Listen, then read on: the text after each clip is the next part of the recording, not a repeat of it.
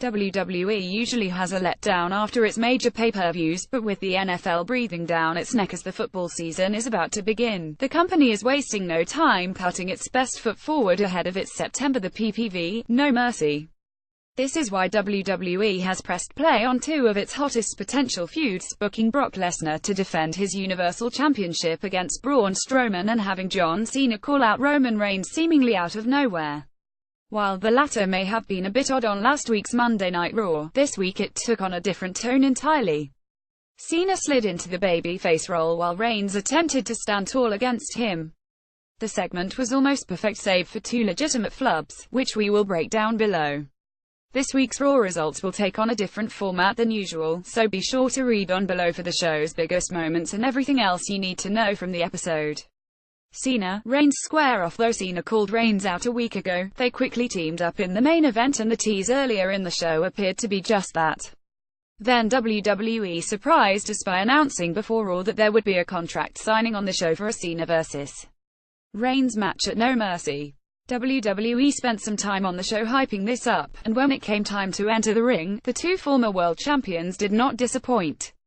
Cena took on an aggressive but face-light tone, breaking the fourth wall a bit by plainly calling Reigns a cheap ass. Corporate created John Cena bootleg and noting that Cena is still around because Reigns was unable to fill his shoes. "You should be ashamed. I'm a part-timer because I do this part-time better than you could ever do it full-time," he said. Reigns' first attempt at a response was flubbed as he forgot a key line and Cena called him on it. Whether Reigns found that line later is unknown because he hit Cena back hard in what felt a bit more unscripted. Reigns called Cena a part-timing, fake-ass bitch, claiming he allows WWE to mold him into whatever they needed in any given time. Cena remarked that it took Reigns 5 years to cut a halfway decent promo, and the two signed the contract. Immediately after they finished talking, the Good Brothers interrupted and challenged them to a match, which Reigns won with a spear for the pinfall victory. Cena does not script his promos, and even if he is forced to occasionally, he has the latitude to flow relatively free as he sees fit. Reigns, on the other hand, most definitely had his lines written out ahead of this segment.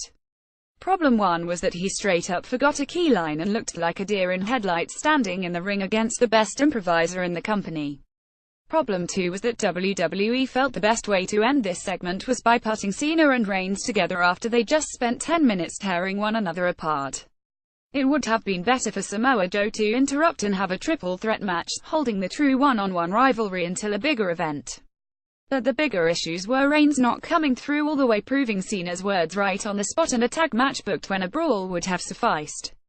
Sasha Banks loses another title defense in the main event on Monday. Banks was taken down by Alexa Bliss for the Women's Championship as Bliss countered a couple Banks statements and eventually hit a snap DDT for the victory. Banks lost the title 8 days after winning it from Bliss at SummerSlam, and she now officially has 4 combined title reigns of 83 days compared to Flair's 4 of 246 and Bliss' 4 of 224 and counting. After the match, Nia Jax hit the ring and steamrolled Banks.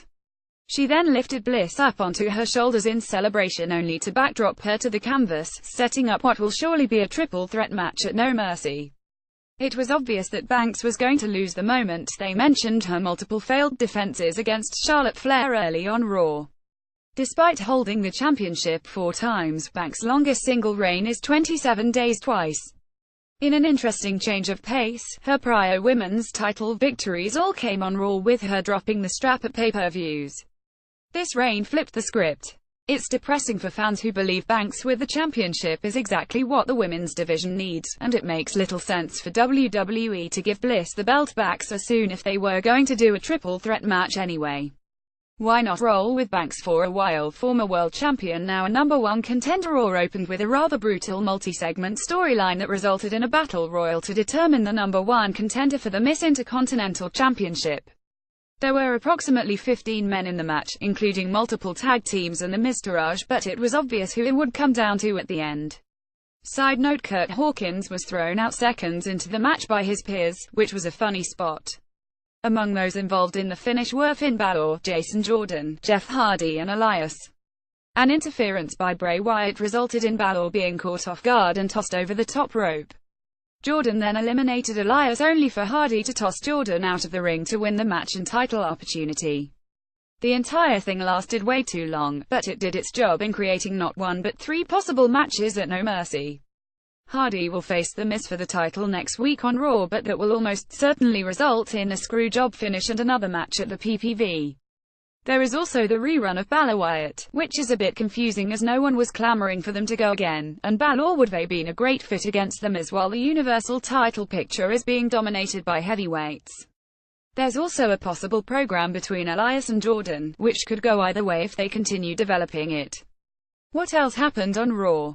Enzo Amore death. Noam Dar via pinfall. Amore made his debut as a cruiserweight on 205 Live last week and remained under the purple banner on Raw, picking up his first legitimate singles victory in forever. Lesnar and Paul Heyman put over Strowman as a legitimate contender for the Universal title, with the champion eventually grabbing the mic from Heyman and declaring that Strowman needs to get ready for Suplex City, bitch. Cesaro death. Seth Rollins via pinfall. Dean Ambrose death. Sheamus via pinfall. Some 5050 booking for the tag team champions, who will obviously defend their titles against the former champions at No Mercy. Emma death. Mickie James via pinfall. Emma and James made a bet on the match, the gist of which had to do with Emma declaring she started the women's revolution. She won, and she can continue saying and tweeting about it. Elias cut a promo in the ring on the Memphis crowd.